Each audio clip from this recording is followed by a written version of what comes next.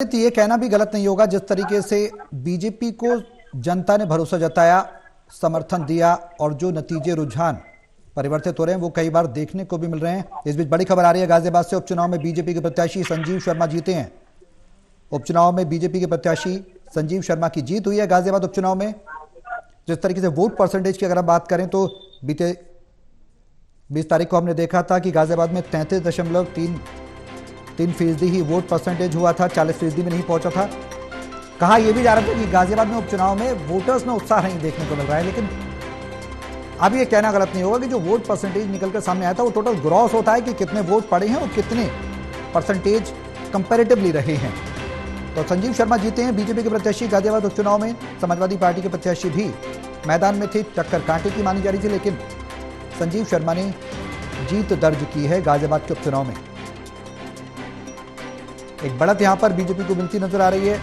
अब ये जो जीते लगातार एक के बाद एक सीटों पर जो बीजेपी को मिल रही है, ये 2027 के यूपी विधानसभा चुनाव के रोडमैप को तय कर रही है, आगामी उत्तर प्रदेश की सियासत को तय कर रही है। क्योंकि कहा यह जाता है कि उत्तर प्रदेश से होकर ही जो लोकसभा का रास्ता है, केंद्र का रास्ता है, केंद्रीय राजनीति का रास्ता है, वो यूपी से होकर ही गुजरता है।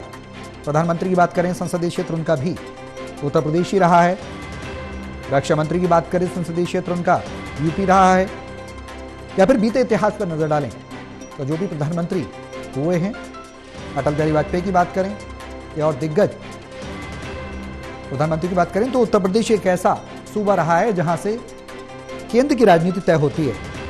तो उपचुनाव में कहीं ना कहीं बीजेपी के पक्ष में बनती हुई बढ़त इस बात की पुष्टि करती है, इस बात की ओर साफ संकेत देती है, इशारा करती है कि लोगों में जो भरोसा है वो अभी भी बीजेपी को लेकर बरकरार है।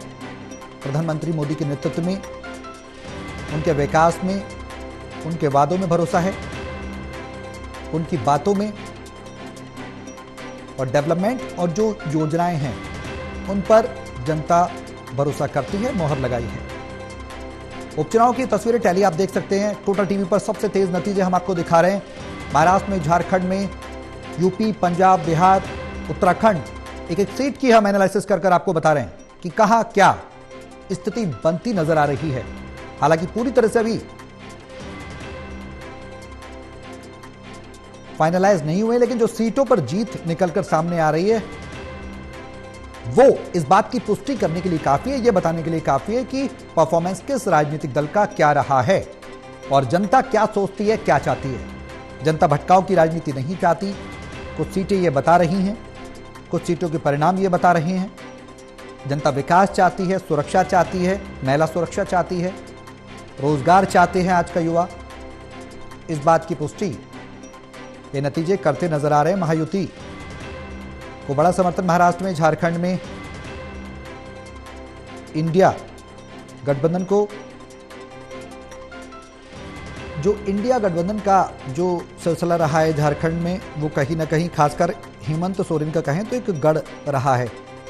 उसको भेद पाना शायद अभी बीजेपी की पहुंच से दूर है, एनडीए की पहुंच से दूर है। लेकिन पंजाब में आम आदमी पार्टी ने बेहतरीन प्रदर्शन किया है। हमारे सहयोगी ललित नारायण कांडपाल हमारे साथ हैं। ललित, गाजियाबाद उपचुनाव में बीजेपी ने जीत दर्ज की है। बीजेपी प्रत्याशी संजीव शर्मा जीते। जिस तरीके से वोटिंग पैटर्न रहा था, वोटिंग परसेंटेज रहा था, वो 33% ही रहा था। लेकिन अब जो परिणाम आए हैं उसमें यह कहना बिल्कुल भी गलत नहीं होगा कि बीजेपी की विकास की नीति, बीजेपी की जो डेवलपमेंट है, जो योजनाएं हैं, उन पर जनता मोहर लगा रही है। धीरे धीरे सीटें भी निकल कर आ रही हैं। आपने भी इस बात का जिक्र किया कि आज जो पक्ष में मतदान के जो नतीजे आए हैं वो कहीं ना कहीं बीजेपी के पक्ष के रहे हैं, बीजेपी का दिन रहा है।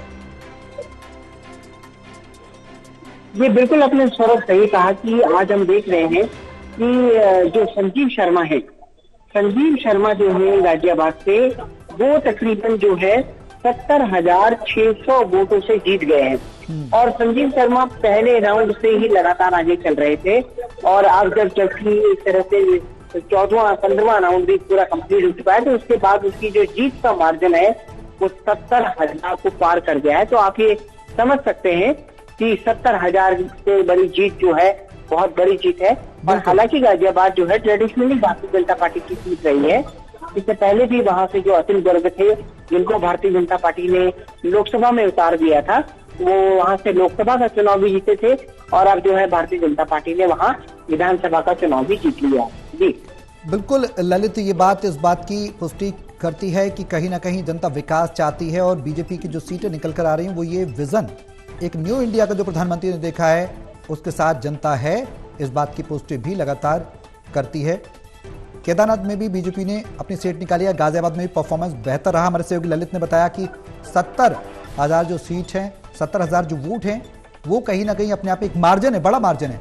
वो कहीं ना कहीं ये बताता है कि पार्टी कहीं ना कहीं आगे बढ़ रही है और नेतृत्व जो है वो मजबूत है। ललित, जो शीर्ष नेतृत्व है उसका असर हमने देखा उपचुनाव में देखने को मिलता है, जो सत्ताधारी पार्टी है उसका भी असर जो बाई इलेक्शंस होते हैं उनमें देखने को मिलता है, इससे इनकार नहीं किया जा सकता।